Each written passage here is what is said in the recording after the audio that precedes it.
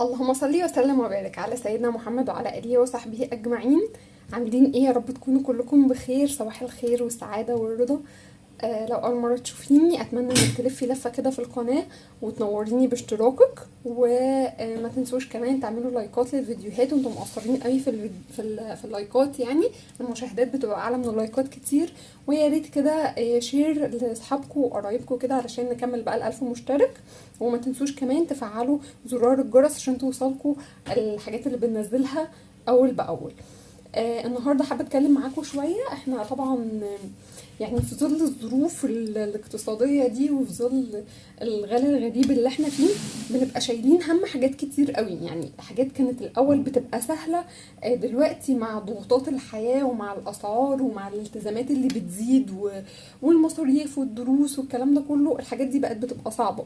يعني في الاول كنا نبقى مثلا اللي تيجي تقولك مثلا هحوش عشان خاطر خزين رمضان.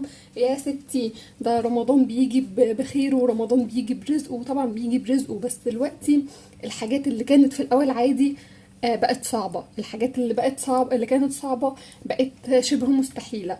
فطبعا اللي بيتضغط في الحاجات دي ست البيت اللي بتحاول ان هي تلم الدنيا، الزوج اللي بيبقى مضغوط كشغل ومصاريف وشايل هم مراته وعياله، وفي نفس الوقت بيبقى فيه اطفال. يعني تحسوا ان الاطفال بتوع اليومين دول معاشوش زي ما احنا عشنا. يعني على ايامنا كده كان الخير كتير وكانت الدنيا اسهل بكتير يعني. فانا جايه لكم النهارده بفكره كده بسيطه هتساعدنا في الحاجات دي، بحيث ان انت ما تبقيش شايله هم مواسم، ما تبقيش شايله هم دخلة عيد، دخلة رمضان، الكلام ده. بفكرة كده بسيطة خالص، وان شاء الله يعني ايه تستفادوا منها. انا كنت عملت لكم قبل كده فيديو عن الحصالة، كانت حصالة ال60 يوم. يعني في الحصالة دي كنا بنحوش حوالي 2000 جنيه. برضو كانت طريقة الحصالة دي سهلة جدا، بس في ناس بتبقى عايزة ان المبلغ كده يبقى ببركته. يعني ما بتبقاش عايزة ان انتي تحددي لها مبلغ معين. يعني فكرة حصالة ال60 يوم اللي انا عملتها دي كانت اول حد يعملها. بس هي الفكرة اصلا كانت حصالة ال100 يوم. بس ايا كان، يعني افكار الحصالة اللي انا بتكلم فيها دي بيبقى المبلغ محدد، يعني تبقي عارفة انتي هتحوشي كام في قد ايه. ففي ناس كتير ما بتحبش الفكرة دي، يعني بيبقوا عايزين يحوشوا والمبلغ كده متعان ببركته. لما تيجي تفتح الحصالة تبدأ تعرف هي حوشت كام او معاها كام. يعني تمام. برضو انا الفيديو بتاع الحصالة ده هسيبهولكوا في الاي كده علشان تشوفوه. في علامة الاي اللي هي بتبقى فوق كده يعني في الفيديو من فوق هتدوسوا عليها. لما اسم الفيديو يظهر لكم هتدخلكوا على الفيديو على طول يعني. طيب احنا النهارده الفكره معانا فكره بسيطه جدا. انت هتجيبي لي كده معاكي 3 برطمانات فاضيين، 3 برطمانات، 3 ازايز بلاستيك، وتفتحيهم كده زي ما فتحناهم في فيديو الحصاله، زي ما انت عايزه خالص. يعني زي ما انت عايزه، الموضوع مش هيفرق خالص انت جايبه ايه. في ناس بتحب ان هي تقفل البرطمانات علشان ما تبقاش شايفه ايه اللي جواها، علشان ايدها يعني ايدها ما تسحبش يعني من البرطمان. براحتك خالص. بس احنا عموما اصلا احنا هيبقى فيه برطمانين عينينهم بعيد عن ايدينا تماما، علشان ايدنا ما تجيش عليكم. وهقول لكم احنا هنعمل ايه او هنتصرف ازاي.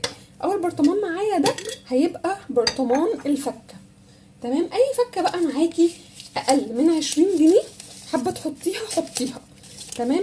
معاكي جبتي حاجه وتبقى مثلا شويه فضه، حد من الولاد طلع معاه فضه من اي حاجه باقي، يعني نزلتي مثلا تجيبي حاجات وكان في دماغك نزلتي مثلا تشتري حاجات في دماغك ان الحاجه دي هتبقى ب100، عرفتي تجيبيها مثلا ب95، فال5 جنيه دي تحطيها. الصبح كده وجوزك نازل الشغل، اللي هو وقفيله بالبرطمان ده على باب الشقه، اللي هو صبح على مصر بجنيه، وهو راجع من الشغل برضو يعني نضفي له جيوبه كده من الفضه اول باول. الفضه اصلا بتقع منهم، يعني سواء من اجوازنا او من ولادنا بتقع منهم ومحدش بيستفاد بيها بحاجه يعني.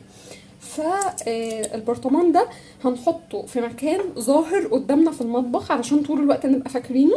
وكده كده هو اللي فيه فضة ومبالغ صغيرة، فان شاء الله ايه ايدك يعني ما تجيش عليه. اقل من 20 جنيه هتحطيهم في البرطمان ده. تمام. طيب ده برطمان هيبقى قدامنا هنحط فيه الفضة اول باول. طيب وبعد كده ما احنا هي الفضة دي هتعمل حاجة؟ الفضة دي هتعمل كتير. تمام. الوقت بقى الفضة اللي احنا يعني بنلمها دي علشان ما تقعش اوقات كتير بقى بنحتاجها، يعني اوقات محتاجين طالبه من حاجه وانتي فكه ولا انتي معاكي فكه ولا المندوب معاه فكه، حد من ولادك عايز ينزل يركب، عايز ينزل نازل الصبح بدري مثلا محتاج فلوس فكه للمواصلات، مش هيلاقي حد يفك منه دلوقتي الكلام ده، فانتي هتبدأي تاخدي منه الفلوس المجمده تفكيها من البرطمان ده. طيب ما الفلوس المجمده دي هتبقى ظاهره قدامنا هنسحب منها؟ لا، ده كده بقى يجي دور ايه؟ تاني برطمان معانا. تمام. احنا قلنا هنا ان هنحط هنا الفكه اقل من 20 جنيه. طيب انا دلوقتي فكيت لحد ومثلا يعني اهو فكوا مني 50 جنيه. تمام. اهو ال50 جنيه بدل ما ارجعها هنا هحطها هنا. تمام. جينا يوم تاني فكوا 20 جنيه. تمام. فال20 جنيه بدل ما ارجعها هنا هبدأ احطها هنا. تمام. طيب البرطمان ده هيتحط فين؟ البرطمان ده هيتحط برضو عندي في المطبخ، بس في دولاب المطبخ فوق في مكان متداري يبقى بعيد عن ايدي، يعني الفكة ده هو اللي هيبقى قريب من ايدي بحيث ان اي فكة تتوفر معايا او مع اي حد في البيت هبدأ احط على طول فيها، او اي حد محتاج يفك هبدأ برضو افك منه. المجمد هنا هبدأ احطه هنا. تمام. طيب البرطمان ده انا مش هفتحه غير وانا بحط فيه فلوس او اخر الشهر خالص. طيب اخر الشهر خالص هعمل بيه ايه؟ هبدأ اجمد بقى الفلوس اللي فيه فعلا، يعني هنا هيبقى ايه؟ 20 على 50، يعني على كام 20 كده، فاهم؟ يعني هنا هيبقى عشرينات، خمسينات، 100 مثلا كل فين وفين. فيعني ايا كان بقى المبلغ اللي فيه هبدأ ان انا يعني اجمده مثلا، يعني لقيت مثلا كام 20 على 50، يعني المهم مثلا ان هم جمعوا 100-150 جنيه ايا يكن، هبدأ انقلهم من ده لده. طبعا يعني هو باذن الله هيجمعوا اكتر لان احنا الفكه بيبقى فيه فكه كتير رايحه جايه طول الشهر. هبدا احطهم في البرطمان ده. طيب البرطمان ده بقى هيتحط فين؟ البرطمان ده هيتحط بعيد عن ايدي تماما تماما تماما.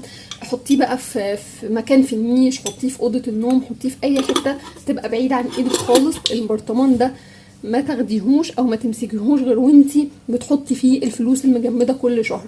معنى كده ان احنا كل شهر البرطمان ده هيفضى معايا واللي فيه هيتجمد فلوس جامده، ميات او ميتينات او ايا يكن يعني في البرطمان ده. تمام. يعني البرطمان ده هيبقى ميتينات، ميات، خمسينات كده الفلوس الجامده. قدامك بقى حل من الاتنين. لو انتي من الناس اللي ما بتعرفيش تمسكي ايدك فانتي دوري على اي جمعيه ادخلي بيها بالفلوس دي، بس ما تحاوليش ان هي تبقى جمعيه كبيره قوي، لان طبعا انتي المبلغ اللي هيبقى متوفر معاكي كل شهر هنا مش حاجه ثابته، انتي هيبقى متوفر معاكي على حسب اللي تعرفي توفريه او تحوشيه فكه من هنا. المهم ان انت يعني تدخلي اي جمعيه بمبلغ مجمد ثابت والباقي تعيني. لو انت بقى من الناس اللي بتحب تحوش وان طول ما الفلوس كده قدامها ده بيبقى حافز ليها، فانت خلي البرطمان ده بعيد عن ايدك زي ما احنا اتفقنا، وخليه افتحيه بقى في كل موسم، يعني افتحيه بقى في دخلة رمضان، افتحيه في دخلة مدارس، لبس عيد، براحتك خالص. هيبقى هتلاقي بيجمل معاكي مبلغ ايا كان المبلغ حتى لو صغير برضو، يعني هيسد بند من البنود، يعني حتى اي حاجة بسيطة بس هتساعد، يعني هتشيل من عليكي ومن على جوزك هم حاجة. ادعوا لي بقى دعوة حلوة. احنا كده حوشنا اهو بالفكة اللي احنا ما بنبقاش حاسين بيها وبنصرفها وبتترمى كده في اي حتة وتتنطور مننا. دعوة حلوة كده. وما تنسوش زي ما قلت لكم تشتركوا في القناة وتنوروني كده، واللايكات وكومنتاتكم الحلوة، واشوفكم باذن الله في فيديوهات جاية على خير.